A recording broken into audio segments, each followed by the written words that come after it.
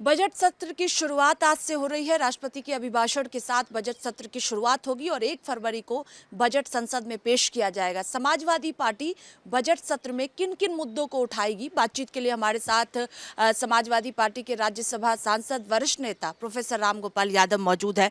Sir, budget सत्र की शुरुआत आज से हो रही है। किन-किन मुद्दों को आप लोग उठाने जा रहे हैं इस बार?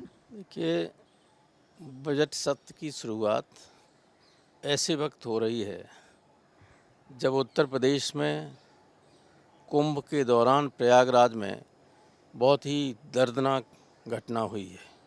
प्रशासन और उत्तर प्रदेश के मुख्यमंत्री की घोर लापरवाही की वजह से।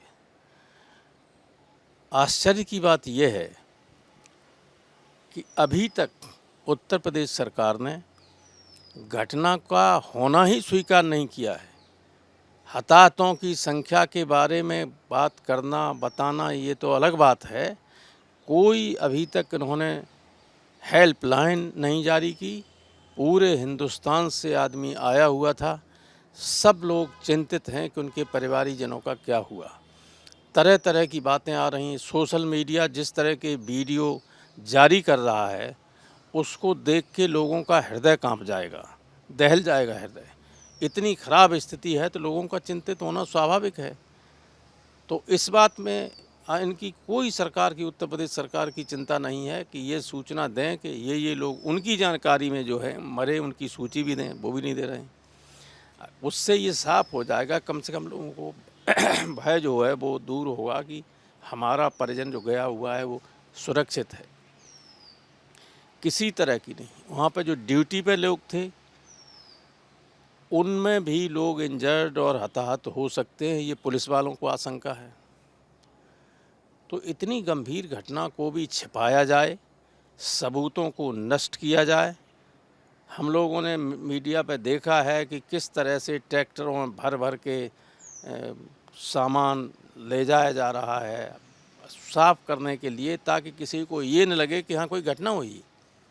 इतनी बड़ी घटना जो दुनिया जानती है हुई, उसको छिपाया जा रहा है। सबूत नष्ट करना, छिपाना, संख्या का न बताना, सही संख्या का, ये घोर अपराध है और उसके लिए उत्तर प्रदेश सरकार के खिलाफ दिल्ली को एक्शन लेना ही चाहिए। ये संसद में हमारा महत्वपूर्ण मुद्दा होगा। कल मैंने ऑल पार्टी मीटिंग में भी ये मुद्दा उठाया था। और तो बजट देखिए, राष्ट्रपति के भाषण पर क्या इन्होंने लिख के दिया है, राष्ट्रपति से क्या पढ़वाती है हमारी सरकार, ये तो अभी 11 बजे से ही पता चलेगा। लेकिन लोगों को उम्मीद है कि शायद किसानों की मिनिमम सपोर्ट प्राइस को लीगलाइज करने के लिए कोई व्यवस्था करें, कोई घोषणा करें।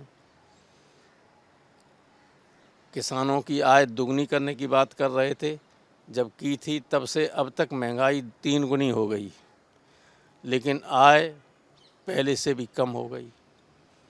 किसानों के बारे में, महंगाई के बारे में और एबव ऑल जो बेरोज़गारी है, वो सब लोगों को रोज़गार ख़त्म कर दिया इन्होंने।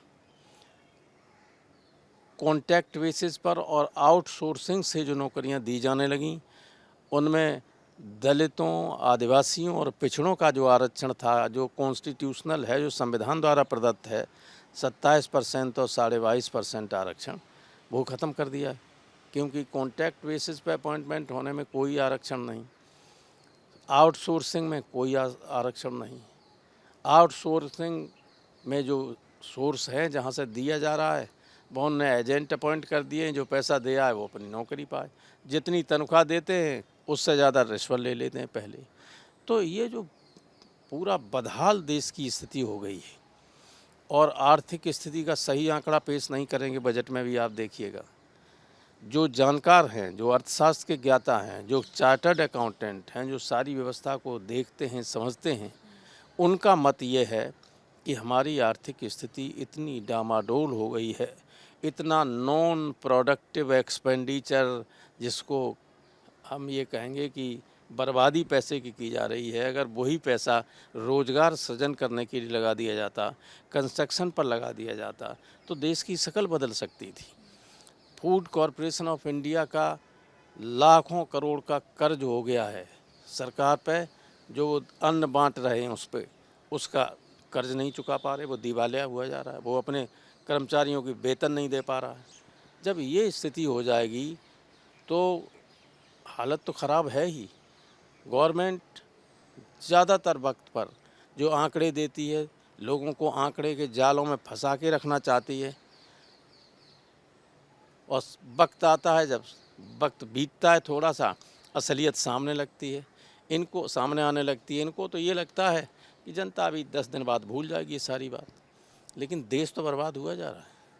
और हमारी विदेश नीति जो है, चर्चा तो सब पे होगी, राष्ट्रपति के भाषण है तो आप देख रहे हैं कोई देश हमारे आसपास हमारा मित्र देश अब नहीं रह गया, एक भी।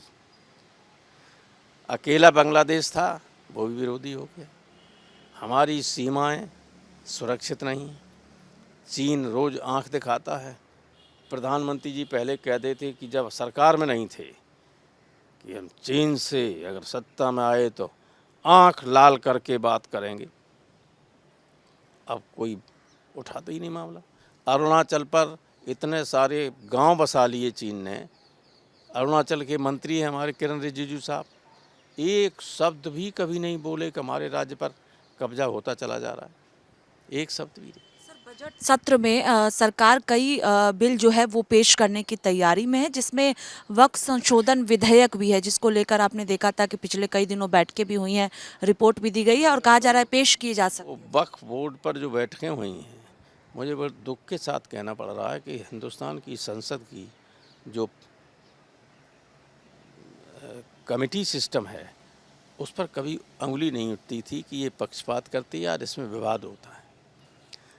ये पहली बार हो रहा है जब एक जॉइंट पार्लियामेंट्री कमेटी पर लोग पक्षपात करने का आरोप लगाने लगे, और प्राइमा फेसी वो सही भी है कि विपक्ष का एक भी संशोधन न स्वीकार किया जाए और सत्ता पक्ष के मेंबरों के सारे संशोधनों को स्वीकार कर लिया जाए।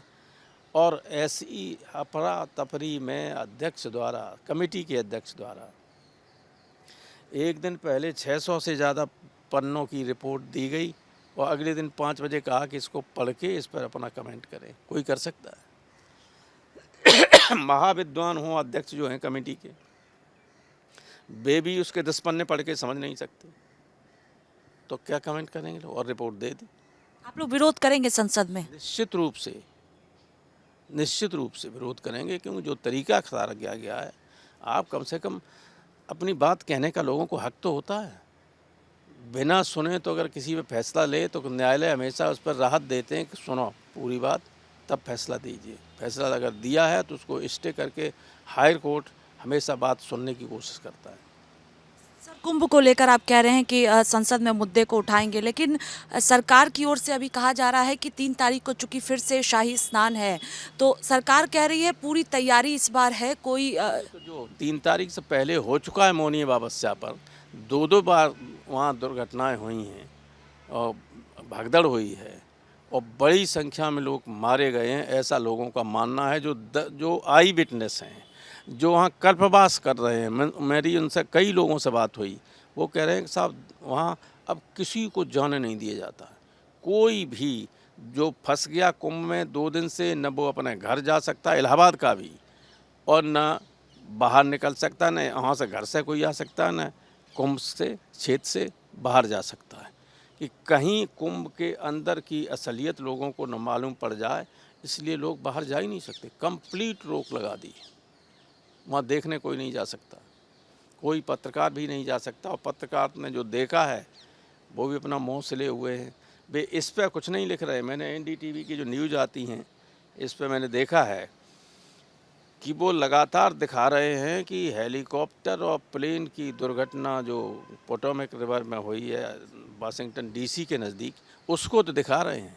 उससे कई गुना ज़्यादा ख़तरनाक जो घटना हुई है हमारे कुंभ में, उसका जरा सा दिखा देती। ये मानसिकता हो गई पत्रकारों की भी।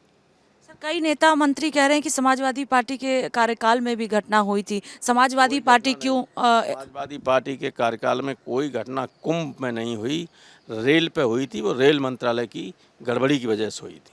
कुंभ में कोई घटना नहीं है किसी तरह की। आप आपको लगता है कि घोर लापरवाही सरकार की ओर से की गई लापरवाही है, और लापरवाही के अलावा एक पाप कर रही है ये गवर्नमेंट उत्तर प्रदेश की, कि जो सच्चाई को छिपा रही है, सबूतों को नष्ट कर रही है। ये बहुत बड़ा पाप है, और इसीलिए लोग अब कहने लगे कल से कि राम तेरी गंगा मैली हो गई, पापियों के पाप धोते धोते।